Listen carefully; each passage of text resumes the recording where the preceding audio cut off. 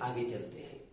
दोस्तों, इस कविता में कवि ने मानवता का कर्तव्य क्या है, मानवता की पहचान हम कैसे करते हैं, हम दूसरे पशु पक्षियों से प्राणियों से अलग क्यों है और हमें क्या करना चाहिए, इन बातों पर प्रकाश डाला है। वे कहते हैं कि हमें मनुष्य जन्म मिला है तो निश्चित रूप से हमारा परम कर्तव्य बनता है हम दूसरे प्राणियों से, दूसरे पशु पक्षियों से अलग है, क्योंकि हमें विवेक बुद्धि दी गई है और उसी के बलबूते पर हमें मानवता की पहचान दूसरों को करानी है। दया की भावना का प्रचार एवं प्रसार करते हुए, सभी के ऊपर प्रेम करते हुए हमें उदारता का भाव रखना चाहिए और इस तरह से मनुष्यता की पहचान हमने करवानी चाहिए। तो यही इस कविता का एक संदेश है कि मानवता का प्रचार एवं प्रसार करना एवं सभी के ऊपर प्रेम करना। तो आइए इनके कविता को लेकर हम आगे बढ़ते हैं। आगे कवि कहते हैं, मुझे मिली है प्यास विषमता का विष पीने के लिए।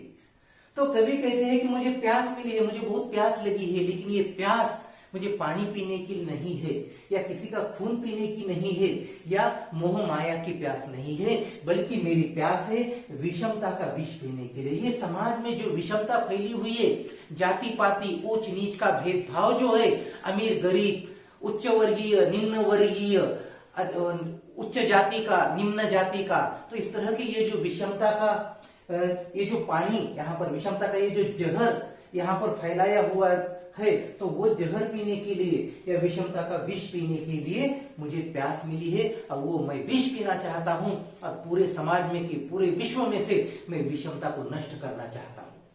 आगे कवि कहते हैं, मैं जन्मा हूं नहीं स्वयं हित जग हित जीने के लिए।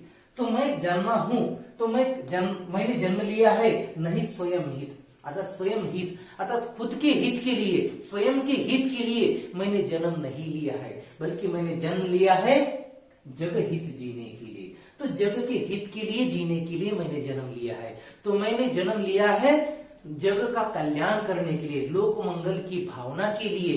तो इस तरह से मैं लोगों के ऊपर दया करूंगा, करुणा का भाव रखूंगा, हमेशा प्रेम करता रहूंगा और परोपकार करता रहूंगा। तो इसीलिए मुझे मनुष्य जन्म मिला है और इसीलिए मैं लोगों की सेवा चिरकाल करता रहूंगा। जब तक मुझे जीवन मिला हुआ है, जब तक मैं जीऊंगा, तब तक मैं मानवता का कल्याण करूंगा और न केवल मनुष्य का बल्कि हर पशु पक्षी एवं प्राणी मात्रा पर मैं दया करूंगा और परोपकार की भावना बनाए रखूंगा।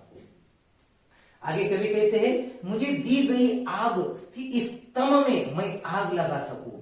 तो मुझे एक अग्नि दी गई है, मुझे एक प्रकार की ताकत दी गई है। जो अग्नि दी गई है तो मैं उस अग्नि का उपयोग किस तरह से करूंगा कि इस तम में मैं आग लगा सकूं।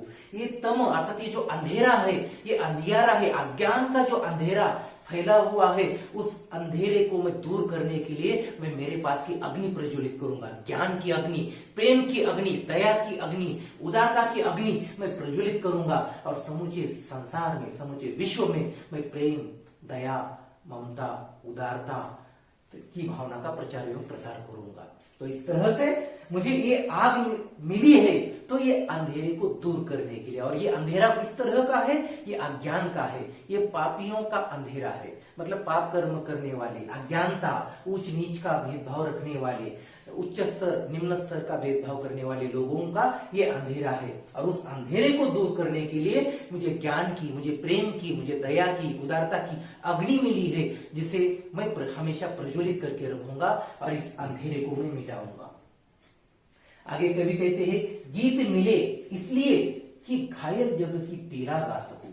तो मुझे गीत मिले हैं, अर्थात मुझे गीत गाने की कला, गीत गाने का हुनर मुझे प्राप्त हुआ है, जन्मतः मुझे प्राप्त हुआ है। तो इसीलिए प्राप्त हुआ है कि मैं इस घायल जग की, जो जग घायल हो चुका है, पूरा विश्व घायल हो चुका है, पीड़ित है, दुखी है, दरिद्र है, तो इस जग की, इस विश्व की पीड़ा को मैं गाकर सबके सामने रख सकूं और उस पीड़ा को सबके सामने रखकर एक दया की भावना लोगों के मन में जगा सकूं और उनके प्रति उदारता की भावना जगाकर मैं उनका कल्याण कर सकूं। तो इस तरह से मुझे गीत गाने की कला या गीत गाने का हुनर मुझे इसीलिए मिला है कि मैं जिस किसी की भी पीड़ा को मैं समझ सकूं और उसकी पीड़ा को मैं दूसरों के सामने रख सकूं। न केवल मैं उस पीड़ा को दूर करूंगा, उनकी समस्याओं को मैं दूर करूंगा, बल्कि लोग भी इनकी पीड़ा दुख दर्द समझकर उसको दूर करने की कोशिश करेंगे। क्योंकि मेरे जैसे समाज में बहुत सारे लोग हैं जो दूसरों की पीड़ा देखकर खुद पीड़ित हो जाते हैं, दूसरों के दुख में अपना दुख मानते हैं और उस दुख को दूर करने की कोशिश करते हैं। तो मैं भी यही करूंगा। तो इसीलिए मुझे गाना, जो गीत गाने की कला है मुझे मिली है और वो मैं गाता रहूंगा। आगे कवि कहते हैं, मेरे दर्दिले गीतों को मत पहनाओ हथकड़ी। तो मेरे गीतों में जो दर्द है, दुख है, पीड़ा है और जो मैं गाकर आपके सामने रख रहा हूं, सबके सामने रख रहा हूं, तो उन गीतों को मत पहनाओ हथकड़ी। तो उन गीतों को हथकड़ी मत पहनाओ, उन्हें कैद मत करो, उन्हें गुलामी में मत रखो, उन्हें बंदी मत बनाओ, बल्कि उन्हें आजाद रहने दो, उन्हें मुक्त रहने दो। अर्थात ये जो हथकड़ी बनाई गई है, ये हथकड़ी किसका प्रतीक है? ये हथकड़ी अर्थात समाज को, विश्व को, पूरे विश्व को दरिद्रता में, गरीबी में, ऊंच नीच की भावना में, दलित, अमीर, उच्च वर्गीय, निम्न वर्गीय, तो सामाजिक विषमता, आर्थिक विषमता, तो ये सभी जो विषमता है, तो इस विषमता के रूप में ये हमें जकड़ कर रखती है। तो ये हथकड़ी उसका प्रतीक है। तो हमें जकड़ कर मत रखो, इसकी जो ऊंच नीच जाति पाति है तो इसमें हमें जकड़ कर मत रखो, बल्कि हमें मुक्त रखो। अर्थात सबको एक समान आंकना चाहिए। न कोई उच्च वर्णीय है, न कोई निम्न वर्गीय है, न कोई अमीर है, न कोई गरीब है, न कोई उच्च जाति का है, न कोई निम्न जाति का है। तो इस तरह का विषमता का भेदभाव हमें नहीं करना चाहिए और इस विषमता में जकड़ कर नहीं रखना चाहिए, उसकी हथकड़ी नहीं पहनानी चाहिए। मेरा दर्द नहीं मेरा है, सबका हाहाकार है। तो मेरा जो दर्द है, मेरी जो पीड़ा है, मेरा जो दुख है, वह दुख मेरा नहीं है, बल्कि ये पूरे संसार का है, ये सभी लोगों का है, ये सबका हाहाकार है। तो सबका हाहाकार, हाहाकार अर्थात जोर जोर से चीखना, चिल्लाना, रोना, पुकारना। तो ये जो हाहाकार है, जो पीड़ा में, दर्द में ये लोग कराहते हैं, चिल्लाते हैं, मदद के लिए दूसरों को बुलाते हैं, तो उनकी चीख पुकारे, ये मेरा दर्द है। तो इसके माध्यम से इनकी चीख पुकारों के रूप में मेरा दर्द बाहर पड़ता है, मेरा दर्द बाहर निकलता है। और ये मेरा दर्द मेरा नहीं है, बल्कि समूचे संसार का है, पूरे विश्व का। उनके दुख दर्द पीड़ा को मैं आपके सम्मुख रखता हूं। तो मेरा दर्द नहीं है, बल्कि पूरे विश्व का दर्द है, जो मेरे गीतों के माध्यम से प्रकट होता है। आगे कवि कहते हैं, कोई नहीं पराया, मेरा घर सारा संसार है। तो यहाँ पर कोई पराया नहीं है, पूरा संसार, पूरा विश्व मेरा है, मेरा घर है, सभी मेरे भाई बहन सखा है और मैं अपने परिवार के लिए ही जीता हूँ। जिस तरह से हम अपने परिवार का ख्याल रखते हैं, उसी तरह से मैं पूरे विश्व को अपना परिवार मानता हूँ। आगे कवि कहते हैं, मैं सिखलाता हूं कि जियो और जीने दो संसार को। तो कवि यह सीख सभी को देना चाहते हैं कि जियो और जीने दो, मतलब खुद भी जियो और दूसरों को भी जीने दो।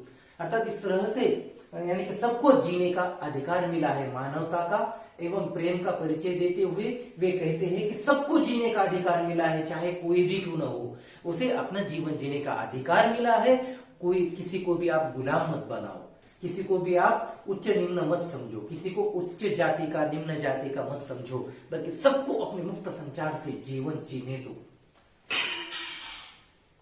जितना ज्यादा बांट सको तुम बांटो अपने प्यार को, और जितना हो सके तुम संसार में प्रेम को बांटना चाहते हो, उतना ज्यादा प्रेम को बांटो।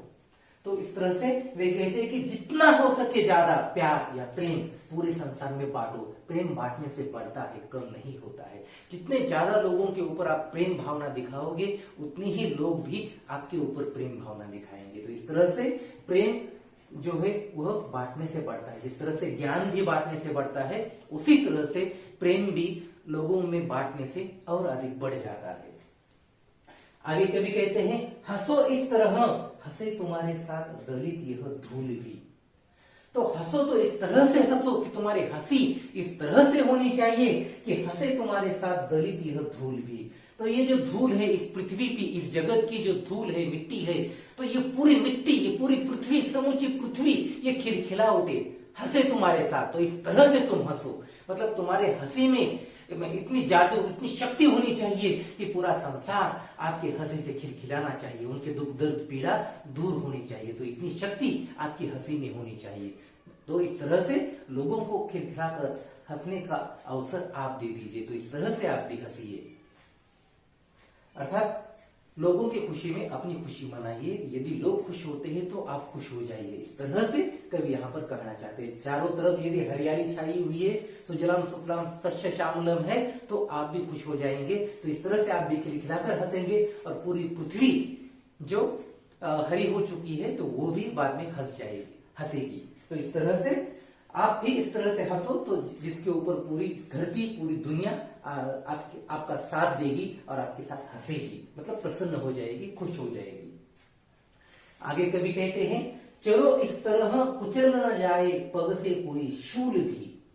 तो चलो तो इस तरह से चलो, मतलब अपना बिहेवियर, अपना रहन सहन, हम लोगों के साथ कैसा व्यवहार करते हैं, हमारा आचरण कैसा है, यह आचरण भी हमारा इस तरह से होना चाहिए कि हमारे आचरण से कुचल न जाए पग से कोई शूल भी। तो हमारे आचरण के द्वारा किसी का भी नुकसान न हो, यहाँ तक कि कांटा भी हमारे पैरों के नीचे कुचल न जाए, या फिर किसी हमारे पथ का अनुसरण करने वाले लोगों के पैर में वो कांटा न चुभ जाए। तो इस तरह का हमारा आचरण होना चाहिए जो एक लोगों के सामने एक आदर्श की भावना बनाए रखेगा। तो इस तरह से हमें अपना जीवन आदर्शवादी जीना है कि लोग भी उसका आदर्श मानेंगे और लोग इस तरह से हमसे आहत नहीं होंगे, घायल नहीं होंगे और हमारे द्वारा भी कोई घायल नहीं होगा। तो इस तरह का हमारा आचरण चाहिए, हमें इस तरह से चलना चाहिए कि रास्ते में कोई कांटा भी किसी को न चुभे या हमारे पैरों के नीचे भी कोई कांटा न आए। तो इस तरह से हमारा व्यवहार आचरण होना चाहिए। आगे कवि कहते हैं, सुख न तुम्हारा सुख केवल जग का भी उसमें भाग है। तो सुख, ये जो सुख है, ये जो आनंद है, वो सुख केवल तुम्हारा नहीं है। सिर्फ इस सुख का उपभोग तुम नहीं अकेले नहीं कर सकते हो, बल्कि ये जो सुख तुम्हें मिला हुआ है वो सुख केवल जग का भी उसमें भाग है। तो जग का भी उसमें अधिकार है, पूरे विश्व का, पूरी दुनिया का उस पर अधिकार है। सुख के ऊपर पूरी दुनिया का अधिकार है। तो तुम अकेले सुख का उपभोग मत करो। तो इस तरह से पूरी दुनिया का उस पर अधिकार है, तो वो भी सुख का उपभोग करना चाहती है, वो भी सुख प्राप्त करना चाहती है। तो इस तरह से पूरी दुनिया को पहले सुखी करो और उसके बाद में आप सुखी हो जाओ। तो पूरी दुनिया सुखी रहेगी तो निश्चित रूप से आप भी सुखी रहेंगे। आगे कवि कहते हैं, फूल डाल का पीछे पहले उपवन का श्रृंगार है। तो फूल डाल का पीछे, तो फूल डाल का, डाल अर्थात उनकी शाखाएं, तो फूल उनकी शाखाओं का पीछे अर्थात बाद में होता है। फूल उनकी शाखाओं का बाद में होता है, तो उससे पहले क्या होता है, पहले उपवन का श्रृंगार होता है। तो पहले जो उपवन है, बाग बगीचे है, तो उस बगीचे की वो शोभा पहले होता है। तो जब भी फूल खिलता है तो पहले उस बगीचे की शोभा बढ़ाता है और फिर उसके बाद में उस डाल का फूल बाद में होता है। तो इस तरह से जो फूल उगा हुआ है, जिस पेड़ पर, जिस वृक्ष पर, जिस लता पर फूल उगा हुआ है, तो उस पर, उस लता का, उस वृक्ष का, उस पेड़ का अधिकार बाद में होता है। पहले अधिकार होता है वहां के समाज का, तो पहले अधिकार होता है वहां के माहौल का। तो इस तरह से मतलब पहले हमें अपने लिए नहीं जीना है, भले ही हमने अपने लिए जन्म लिया हो या नहीं हो, इससे कोई लेना देना नहीं है, लेकिन हमने जन्म लिया है तो हमने दूसरों की शोभा बढ़ाने के लिए, दूसरों का हित करने के लिए, दूसरों के ऊपर उपकार करने के लिए, दूसरों के प्रति दया की भावना दिखाने के लिए हमने जन्म लिया है। और हम निश्चित रूप से हम लोगों की सेवा करेंगे, लोगों के ऊपर दया का भाव रखेंगे, हर तरफ हम प्रेम बांटते रहेंगे। तो इस तरह से फूल भी तो डाल की शोभा बाद में बढ़ाता है, सबसे पहले उस उपवन का, उस बगीचे का, वहां के पूरे माहौल का, वहां पर वो श्रृंगार बनता है अर्थात शोभा बढ़ाता है।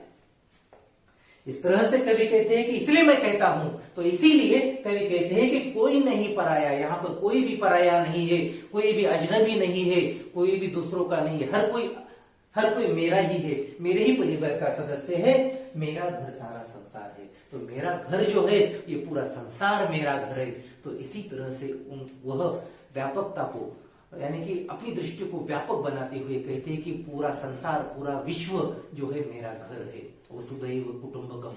तो इस तरह की भावना दिखाते हुए वह मानवता का परिचय इस कविता के माध्यम से कवि हमें देना चाहते हैं और निश्चित रूप से वे इस भावना को प्रचार इस भावना का प्रचार एवं प्रसार करने में सक्षम रहे हैं और उन्होंने अपनी पीड़ा को, अपने दुख दर्द को दूसरों के सम्मुख रखकर पूरे विश्व को एक संदेश दिया है कि मानवता की पहचान हमें दूसरों से करवानी चाहिए। और इसी तरह से हम लोगों का ख्याल रखेंगे, लोगों के बारे में सोचेंगे तो निश्चित रूप से हम भी महान बनेंगे और मानवता की भावना को हम बढ़ाएंगे।